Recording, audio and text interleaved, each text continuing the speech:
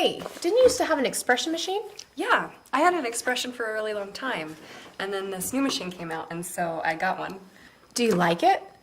Yeah, I've only had it for a couple of weeks, but I really do like it. I mean, I liked my expression a lot, but I can just do so much more with my Explorer. Like what?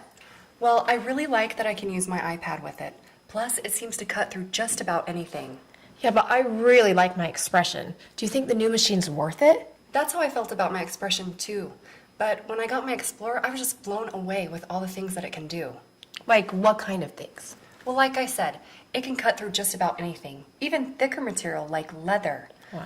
Plus, do you see the style over here? Mm-hmm. I just set it to the material I want to cut, and it does all the settings for me. So wait, you mean like speed and pressure? It would be really nice not to have to keep track of the settings. But what about my cartridges? Am I going to be able to use those? Oh, I can use those too. It's just that all of mine are in my software. So anytime I want to use a different cartridge, I just do a quick search and it brings up all the images on the cart. Okay, so where does the overlay go? You don't even need one. But how do you know what you're cutting?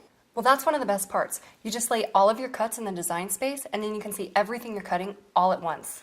So you don't have to look up everything in your little handbook? Nope. Wow, that's pretty cool. Yeah, and if I don't want to cut out my layers, I can just print it on my printer, then bring it back over to my Explorer and have it cut it out. But then I don't have to do any gluing because all of the papers are already together. The other thing I really like is that I can upload my own images and SVGs for free. My expression can't do anything like that. It would be awesome to be able to cut anything I want. Oh, there's another thing that makes it super easy. So they have a ton of Make It Now projects. And those are just projects that are ready to go. You can just send them straight to your machine, or you can customize them. Do you remember that bag I had last week? Yeah. That was a Make It Now project. All I did was add my initials for the monogram. Hey, now what's that for? So this side writes and scores, and then this side cuts. Writes? So the machine writes it just like handwriting. You can draw pictures too, and you don't even have to cut them out. I actually use it a lot more than I thought I would. So you call it the Cricut Explore Air. Why Air?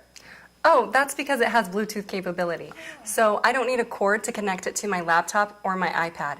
It just sends it through the air and it cuts it automatically. How does that work?